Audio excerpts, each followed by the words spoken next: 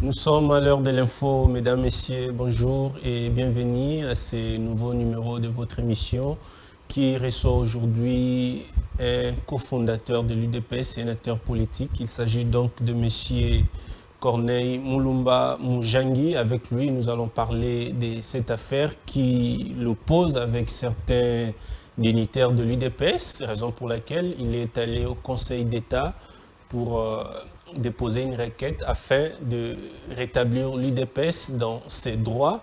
Mais avant cela, le rappel des principaux titres avec Christelle Moulolo. Après 3 mois de vacances parlementaires, les députés nationaux et sénateurs ont repris le chemin dans l'Assemblée nationale ce vendredi 19 septembre. Cette session qui s'ouvre est réputée budgétaire et la dernière de cette législative qui consacre pratiquement la fin de la mandature de 2018. Le gouvernement a publié ce jeudi 14 septembre le volume 2 du livre blanc sur le crime dans les territoires occupés par la rébellion du M23 soutenue par le Rwanda. Dans son arrêt rendu ce mercredi 13 septembre 2023, la Cour de cassation a prononcé une peine de 84 mois, soit 7 ans de servitude pénale, à l'encontre du député national et ancien vice-président de l'Assemblée nationale, Jean-Marc Kabonde, pour propagation de faux bruits, les outrages au corps constitué ainsi que l'offense au chef de l'État. Interpellé à l'aéroport de Kinshasa il y a une semaine, le correspondant de Jeune Afrique a été transféré hier à la prison de Makala après son audition en chambre de conseil du tribunal de paix de Kinshasa-Gombe. Stanis Boujakera est accusé de propagation de faux bruits, faux en écriture et usage de faux, distribution d'un faux document. C'était là les commentaires de Christelle Moulolo. Il est ici avec moi sur le plateau, monsieur Corneille Mulumba Mujangui, à qui je dis bonjour. Bonjour, M. Grady. Comment allez-vous? Mais je me porte bien. C'est un honneur de vous avoir sur le plateau. Vous avez fait la une des journaux la semaine passée par rapport à la requête que vous êtes allé déposer au Conseil d'État. Pouvez-vous nous dire de quoi s'agit-il exactement, M. Corneille? Ok, le problème est celui-ci. Le vice-premier ministre et ministre de l'Intérieur a transmis le 23 juin à la CENI la liste des partis et regroupements politiques éligibles aux élections, au scrutin de décembre prochain. Sur cette liste figurent 4 UDPS. UDPS Tivala, UDPS Mobake, UDPS Tshisekedi, UDPS Kibasa. Mais en réalité, aucune de ces 4 UDPS ne dispose d'un numéro d'agrément. Ça, c'est un. Deux, l'UDPS que nous avons créé, dont je suis membre cofondateur, le 15 février 1982. Okay. Cet UDPS-là, qui était le propriétaire du numéro d'agrément, ne figure pas dessus.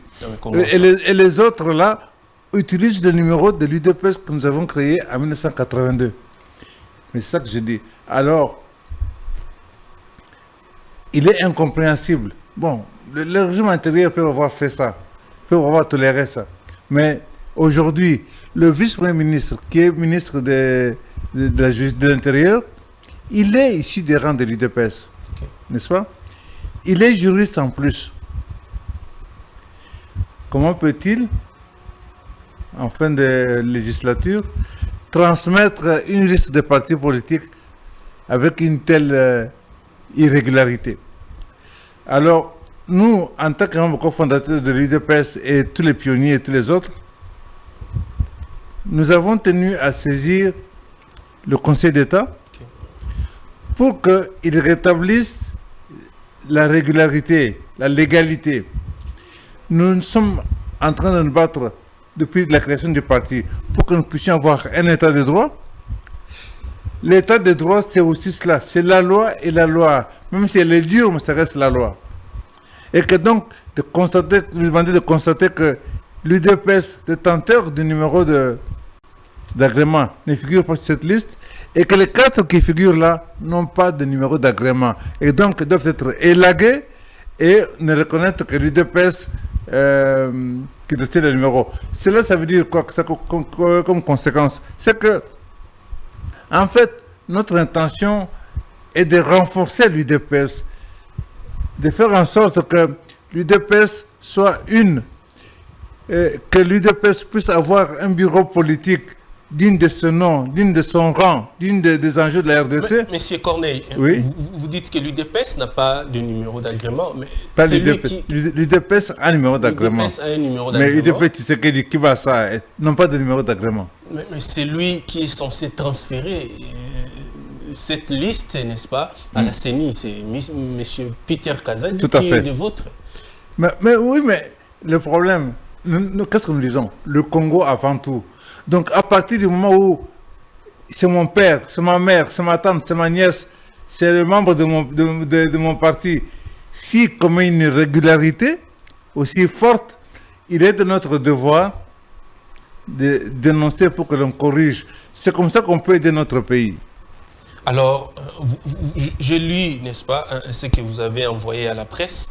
Vous avez dit qu'en 1991, l'agrément par l'arrêté ministériel de l'UDPS était numéro 091/049. Exact. Alors, en 1997, oui. avec l'avènement de l'AFDEL, oui. on avait suspendu les activités des partis politiques. C'est ça. Et en 1999, Laurent Désiré Kabila avait demandé aux partis politiques de se faire enregistrer avec de nouveaux numéros d'agrément. C'est comme ça que l'UDPS a eu un autre numéro d'agrément oui. en 2000. En 2000, oui. En 2000. Alors, vous demandez que l'UDPS soit parti aux élections avec son numéro d'agrément de l'an 2000, ce qui n'est pas le cas aujourd'hui. Alors, qu'est-ce qui va se passer au Conseil d'État? Mais si le Conseil d'État joue son rôle de constater qu'effectivement, les 4 UDPS qui sont alignés ne détiennent pas de numéro d'agrément, alors il va demander au vice-premier ministre d'établir une nouvelle liste sur laquelle ce parti ne figure pas et sur laquelle figurera l'UDPS. Point. Mais on dit que vous vous acharnez à M. Peter Kazadi parce que, semble-t-il, vous ne vous retrouvez pas dans cette mandature, M. Corneille. Mais je pense que je ne fais pas de sentiments. Ce que je viens de dire, vous pouvez le constater. Et le Conseil d'État ne connaît pas Corneille Mulumba. Le Conseil d'État a une mission, c'est rétablir le droit. Un point est trait. Maintenant, que quelqu'un m'aime ou ne m'aime pas, ou que je l'aime ou que je ne l'aime pas, ça n'a aucune importance. Est-ce que oui ou non, ces 4 UDPS alignés ne détiennent pas? L'UDPS Tshisekedi n'a pas de numéro d'agrément, l'UDPS Kibasa n'a pas de numéro d'agrément. Si tel est le cas, alors où est le problème de sentiment là? Monsieur Corneille, on dit que votre démarche n'est pas sincère parce que vous auriez dit poursuivre l'UDPS Kibasa pour usage de faux. UDPS Tshisekedi, non, UDPS Kibasa. UDPS Tshisekedi, je ne les poursuis pas. J'ai dit que ces partis politiques n'ont pas de numéro d'agrément. Un point trait. Ok. Alors, et ça c'est un. Ensuite, vous avez UDPS Tibala, UDPS Kibasa, UDPS Tshisekedi. Sur la liste de M. le Premier ministre, on leur a donné le même numéro d'agrément, un même numéro d'agrément de 91. Comment est-ce que 3 partis politiques peuvent porter un même numéro d'agrément? Alors que la loi portant organisation et fonctionnement des partis politiques d'abord interdit aux partis de porter le même logo, de porter la même dénomination. Mais ici c'est pire, le vice-premier ministre les aligne avec un même numéro d'agrément. Un parti politique a une personnalité juridique. La personnalité juridique, c'est l'octroi du numéro d'agrément qui l'identifie, qui le matérialise. Comment expliquer que 3 partis politiques puissent avoir un même numéro d'agrément? C'est vraiment tous ces juristes, tous ces constitutionnalistes, tout ce monde que nous avons.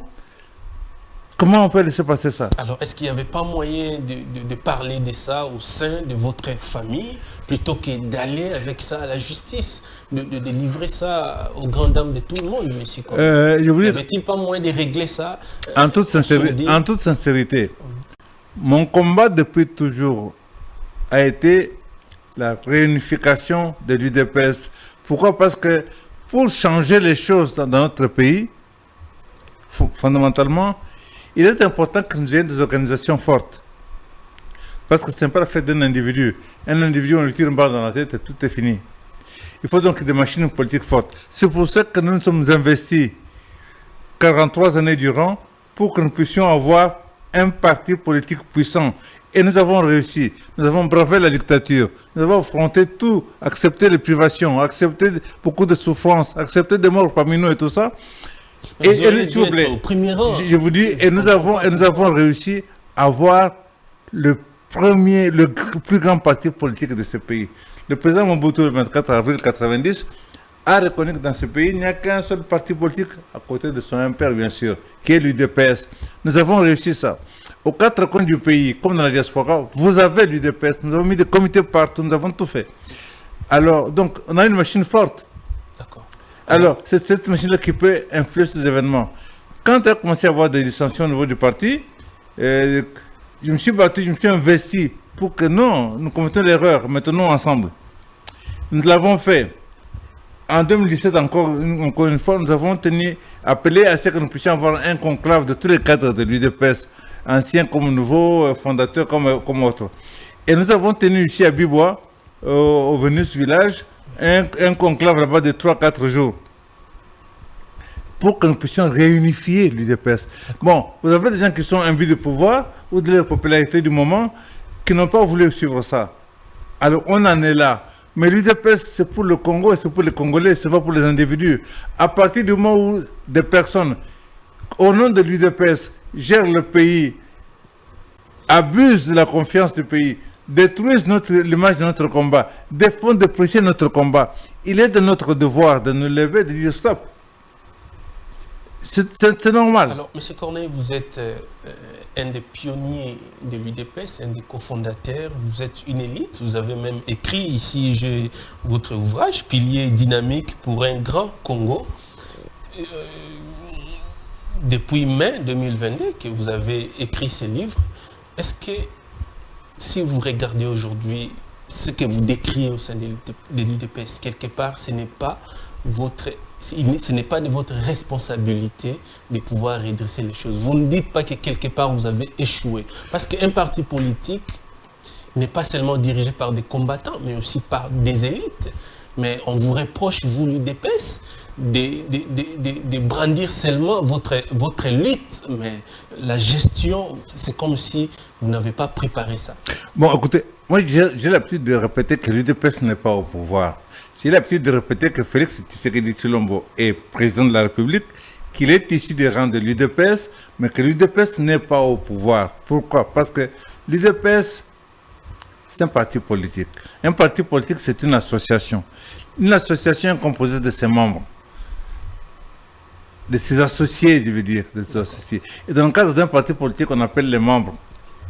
On s'appelle camarades. Okay. Et l'organe suprême d'une association, c'est l'Assemblée générale des membres. Et dans le cadre d'un parti politique, ça s'appelle le Congrès. Le Congrès, oui. Par conséquent, un Congrès, c'est cet organe qui désigne, qui décide des statuts du parti, de son règlement intérieur, et qui désigne des animateurs aux différents niveaux. À partir de ce moment-là, si le Congrès désigne les personnes qui vont entrer au Parlement, réellement, ça veut dire que ces gens-là sont en contact avec le parti parce qu'ils regardent dans la même vision. Un parti politique a un programme. Même s'il est en coalition, son programme, il le confronte à d'autres pour trouver des compromis, des points d'intersection. Absolument. Bon. Mais, dans le cas présent, l'UDPS, malgré les 30 ans, n'a jamais tenu un véritable congrès. L'UDPS, donc, à un moment donné, il y a un homme qui est très populaire qui s'appelle Etienne Tshisekedi, qui concentre sur lui toutes les attentions. On lui dit, attention, vous n'êtes qu'un homme, vous n'êtes pas une organisation. Le pays a besoin des organisations fortes, comme on dit, et pas des institutions fortes, et pas des hommes forts. Parce qu'un homme, à tout moment, il peut partir. Etienne Tshisekedi est parti, et nous sommes restés là. Le parti affaibli, peu importe comment, mais lorsque le fils de Tshisekedi devient président de la République, on s'attend quoi? À ce qu'il rassemble les différents cadres du parti. Absolument. Avec leurs expériences et tout ce qu'on veut pour que nous puissions avoir une machine politique forte, et avoir des idées, avoir tout pour pouvoir gérer le pays. Il ne le fait pas. Il choisit des individus que lui il veut. Il bloque le parti en imposant à la tête du parti des personnes qui n'ont ni qualité et qui n'ont pas la compétence nécessaire pour gérer un parti aussi grand, aussi important que l'UDPS. Je voudrais vous rappeler qu'un secrétaire général de l'UDPS est un potentiel Premier ministre dans le pays. Donc, il connaît les dossiers internes au parti, bien sûr, mais il connaît aussi bien la situation du pays et les enjeux pour pouvoir sortir le pays. Il ne le fait pas. J'étais avec un des responsables de l'UDPS aux choses au Parlement, qui parle là, il dit, oui, maintenant que nous sommes au pouvoir. Moi, je dis, nous sommes au pouvoir. Moi, je vous dis que nous ne sommes pas au pouvoir. Alors, il me contacte, il m'a dit, mais je vais vous poser une question. Dites-moi un peu. La dernière fois que vous avez eu une réunion avec vous, le groupe parlementaire, le bureau politique de l'UDPS et les ministres de l'UDPS de quand? Il me dit jamais. Mais si jamais, ça n'a jamais eu lieu, ça veut dire que les ministres font ce qu'ils veulent, que les députés n'ont rien ensemble et que le bureau politique du parti, à la limite, n'existe même pas. Donc ça, je veux dire qu'il n'en est rien. Et notre combat, nous, c'est que nous puissions voir quelque chose. Ce que vous dites est vrai qu'il y a tout ça, mais il n'est jamais trop tard pour bien faire. La vie du Congo ne s'est pas arrêtée. Devant nous, il y a des élections. Si nous faisons en sorte et nous réussissons qu'il puisse y avoir au Parlement des gens qui ont les idées de l'UDPS, les gens avec lesquels nous partageons les idées, ces gens-là vont contrôler le gouvernement. On va envoyer au gouvernement des ministres qui ont des compétences, qui ont l'idéologie de l'UDPS, qui ont la vision de l'UDPS. Le pays va se relever. C'est ce que nous voulons. D'accord. Alors, Monsieur Corneille, nous attendons le dénouement de cette affaire et nous espérons que l'UDPS vivra très longtemps. Parlons maintenant de l'actualité. Monsieur Corneille, Stanis Boudjakira, le correspondant du Jeune Afrique, a été arrêté à l'aéroport pendant qu'il s'apprêtait pour se rendre à Lubumbashi dans le cadre de son travail. Il est maintenant en détention provisoire dans la prison de Makala. On lui reproche d'avoir publié, n'est-ce pas, un article qui parlait des rapports de l'ANER relatifs à la disparition du député Chéribin Okende. Pensez-vous que c'est un recul démocratique, le fait d'arrêter des journalistes, ou il s'agit tout simplement d'un état de droit qui... Non, c'est tout à fait un recul, puisque il a arrêté, il l'a envoyé à Makala pour un article qu'il aurait publié dans Jeune Afrique. Jeune Afrique fait une déclaration, il dit qu'aucun article signé par M. Boudjakira n'est figuré dans nos pages. Alors, c'est un correspondant de Jeune Afrique ici en République démocratique du Congo. Oui. Si Jeune Afrique publie un rapport qui n'est pas vrai, qui n'est pas reconnu par des autorités congolaises, pour des raisons d'enquête, est-ce qu'il n'y a pas moyen d'interroger son correspondant? Attendez, interroger et se tenir dans un cachot pendant autant de jours et transférer à la prison centrale de Makala, c'est différent. Ça, c'est pas interroger ça. Ça, c'est intimider la presse dans son ensemble. Et pour des gens comme nous qui nous sommes battus pour l'état de droit et la justice, nous ne pouvons pas accepter ça. Nous sommes tout à fait solidaires avec M. Boudjakira et nous le saluons là où il est. Comment nous pouvons inspirer confiance dans les investisseurs si dans notre pays nous démontrons que nous ne respectons pas la justice? S'il y a quand même des lois, s'il y a porté plainte, on porte plainte contre Jeune Afrique. Jeune Afrique a mille et une façon d'accéder à des informations, oui, à des niveaux divers. Et surtout que Jeune Afrique a existé ici depuis longtemps. Depuis longtemps. Et Stanis Boudjakira travaille avec Jeune Afrique pendant 2 ou 3 ans. Bon, donc, si l'article est signé, on peut poursuivre le journaliste. Si l'article n'est pas signé, c'est la règle. On poursuit la direction du journal. Alors, qu'est-ce que ce jeune homme, si on l'appelle ainsi, fait à Makala? Il a commis quel crime Vous comprenez? Donc, Et on lui a même refusé la liberté provisoire qu'il avait donnée. mais c'est grave. Donc, c'est-à-dire que c'est très, très... Pourquoi on te refuse la liberté provisoire? C'est-à-dire que c'est très grave. Mais c'est très grave. Alors, dites-nous quoi? Dites-nous, qu'est-ce qu'il en est? Jeune Afrique a publié. On ne poursuit pas Jeune Afrique. On prend ces Congolais, journalistes, parmi les meilleurs que nous avons, Oui. parmi les plus rigoureux que nous avons. Vous l'intimidez pour que la prochaine fois, il n'ose pas parler. C'est inacceptable. Monsieur Corneille, Chéribin Okende est mort dans des circonstances qui ne sont pas encore élucidées jusque-là. Et une chaîne aussi respectueuse comme Jeune Afrique se permet de publier un rapport de l'ANER. Est-ce que vous pensez que cette démarche-là est quand même normale? Non, je n'entre pas dans ça. Je veux dire que Jeune Afrique, si ce qu'il a publié n'est pas correct, c'est ça la démocratie, non? Qu'on poursuive Jeune Afrique. Ça, c'est une chose. Maintenant, tout Congolais est en droit de s'interroger sur le dossier de Chéribin Okende. Il peut se demander, mais d'abord, où est-ce qu'on en est? C'est normal, c'est normal. C'est un élu du peuple et il est mort dans des conditions mystérieuses. C'est normal que les uns les autres s'interrogent. Que les uns les autres commentent, chacun à sa manière, chacun avec ses informations, ce qui se passe. C'est pas un problème, ça. Il appartient au contraire aux autorités de rassurer la population en démontrant que voilà, au fur et à mesure qu'on avance, voilà à quel niveau se trouve l'enquête, jusque-là, voilà où est-ce qu'on en est, ainsi de suite. Si on laisse passer le temps, est-ce que c'est pour qu'on oublie ou quoi? Donc, pour moi, je dis que il appartient aux autorités de donner des explications. C'est un devoir d'expliquer aux Congolais ce qui s'est passé. Celui qui est mort, c'est un Congolais, bien sûr, c'est pas n'importe qui. C'est un ministre, un ancien ministre, c'est un député, donc un élu du peuple. Il ne peut pas comme ça. Vous savez, dans un pays, si un député, si un général, si, je ne sais pas moi, des personnalités parmi ceux qui dirigent le pays disparaissent comme ça, c'est pas rassurant. C'est pas rassurant. D'accord. Un autre sujet, M. Corneille, c'est la condamnation du député Jean-Marc Kaboul, qui était aussi membre de l'UDPS pendant plusieurs années. Aujourd'hui, il est condamné à 7 ans de prison pour outrage, n'est-ce pas, au corps constitué, pour propagation de faux bruits, de fausses informations, offense au chef de l'État. Et il a écopé de 7 ans de prison. Beaucoup de gens pensent que c'est un règlement des comptes et d'autres disent que il est mérité. Parce qu'un homme d'État ne pouvait pas tenir des propos tels que prononcés par Jean-Marc Kaboul. Écoutez, moi j'ai honte pour mon pays.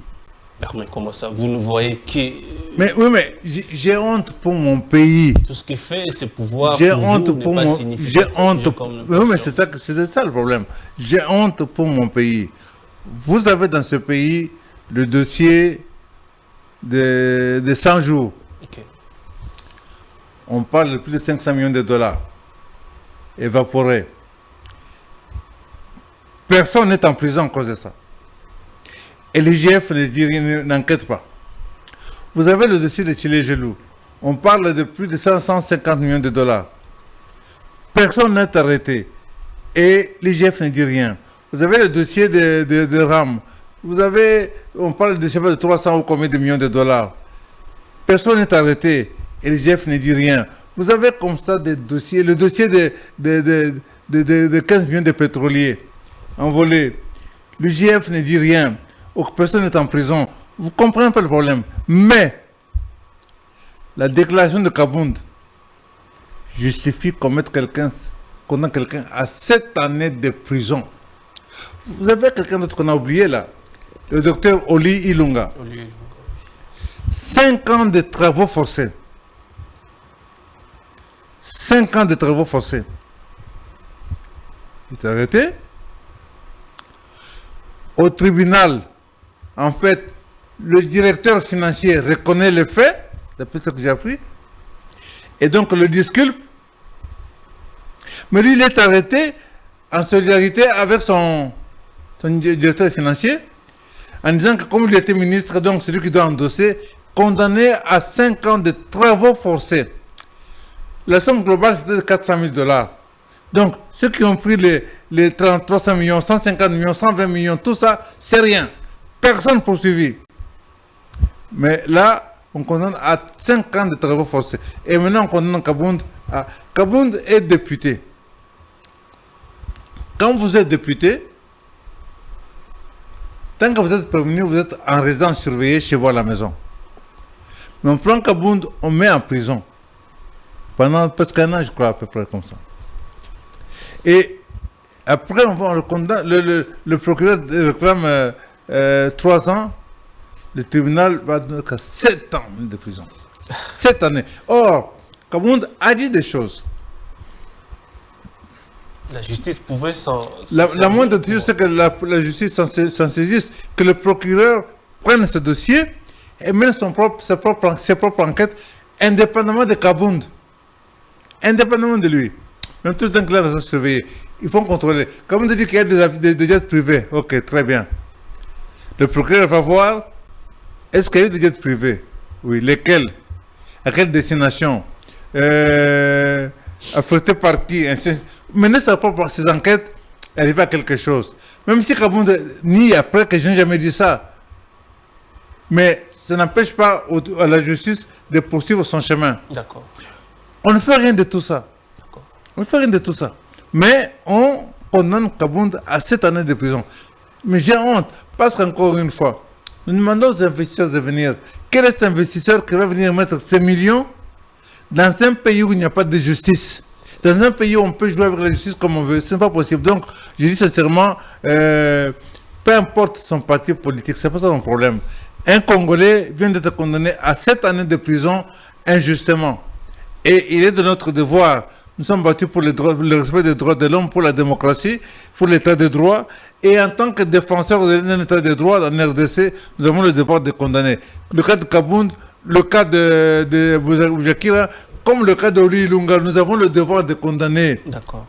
D'accord, mesdames, messieurs, je rappelle que je reçois M. Corneille Moulumba Moujangi, un cofondateur de l'UDPS. Avec lui, nous décryptons l'actualité politique. Nous avons parlé de cette affaire qui l'a amené au Conseil d'État pour que l'UDPS soit, n'est-ce pas, puisse aller aux élections avec son numéro d'agrément. Conformément à la loi. Nous avons parlé de Stanis Boujakira, nous avons parlé de Jean-Marc Kabound. Maintenant, parlons de la rentrée parlementaire. Monsieur Corneille, c'est la dernière de cette mandature. Est-ce que, s'il faut faire du bilan, est-ce que le bilan est positif ou négatif? Encore une fois, j'ai honte de ce Parlement qui nous a fait reculer terriblement. J'ai honte de la manière dont nos institutions fonctionnent. Ça nous a fait reculer, ça nous a affaiblis. Nous avons affaibli nos institutions de manière... On a fait un mois en arrière considérable. Vous vous imaginez dans ce Parlement, tous les cas que nous avons cités là, aucune, donc en termes de détournement et tout ça, aucune enquête parlementaire. Aucune. Rien. Ça passe. Aucun ministre n'est interpellé là-dessus. Rien. Que fait le Parlement? Ça, c'est 1. 2. Vous avez... Contrôler et légiférer. Contrôler. Vous avez, par exemple, les troupes de l'EAC qui sont sur notre territoire. Le président de la République va signer, avant même que le Parlement ait donné son agrément. On va arriver chez nous des troupes de l'EAC. Le président va participer aux réunions des chefs d'État de l'EAC avant même que le Parlement ait donné son agrément à cette affaire-là. Par la suite, le gouvernement et le Parlement est en fonction, est de retour. On présente aux députés, aux sénateurs, on leur présente toute une série d'accords signés. Et on leur demande d'adopter ça globalement, sans débat quasiment. Et ils adoptent. Donc, l'entrée de notre pays dans l'EAC, une menace considérable, j'en parle dans mon ouvrage, une menace considérable pour notre pays, les députés congolais n'ont même pas eu à en discuter. N'ont pas eu à en discuter. Il n'y a pas eu de débat. On adopte et ils acceptent ça, ils votent ça. Vous avez le dossier de RAM. Il y a eu des discussions là-bas. Le ministre est invité. Il ne s'est pas justifié. Et le ministre est en fonction jusqu'à aujourd'hui. Le Parlement a été incapable de le dégommer. Alors, c'est un Parlement qui sert à quoi? Qui sert à rien. Donc, plus tôt il sera parti, mieux ça sera. Ça, c'est la conséquence d'une majorité factice. Vous avez cette majorité de l'union sacrée, inutile et même toxique.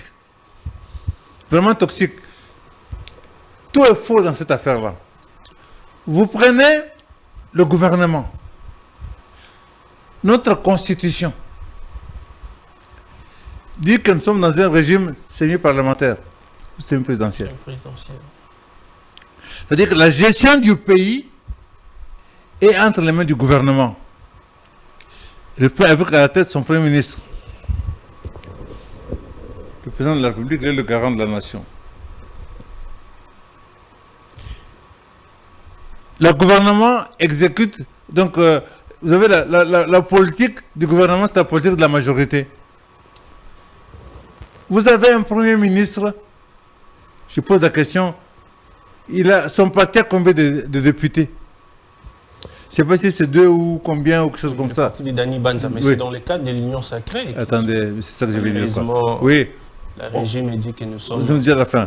On met tout là-bas. Okay. Vous avez au Parlement, à la tête de l'Assemblée nationale, vous avez un président. Le président de l'Assemblée nationale, il a combien de députés? Il est le seul élu de son parti, je crois. À partir de ce moment-là, vous pesez quoi dans les institutions? Au gouvernement? Au Parlement? C'est comme ça qu'on a neutralisé. On a bâillonné le Parlement. On a bâillonné le gouvernement. Et alors, on peut prendre des engagements à l'extérieur comme avec l'EAC sans que nous ayons moyen d'agir. Avec ça, il est impossible que nous puissions relever notre pays. D'accord. Mesdames, Messieurs, nous sommes arrivés à la fin de cet entretien qui avait réussi M. Corneille Moulumba. Il est un acteur politique et membre cofondateur de l'UDPS. Avec lui, nous avons décrypté l'actualité. Merci de nous avoir suivis. Merci, M. Corneille, d'être venu. Mesdames, Messieurs, bonne évasion sur Congo Base Télévision. On se retrouve à la prochaine occasion.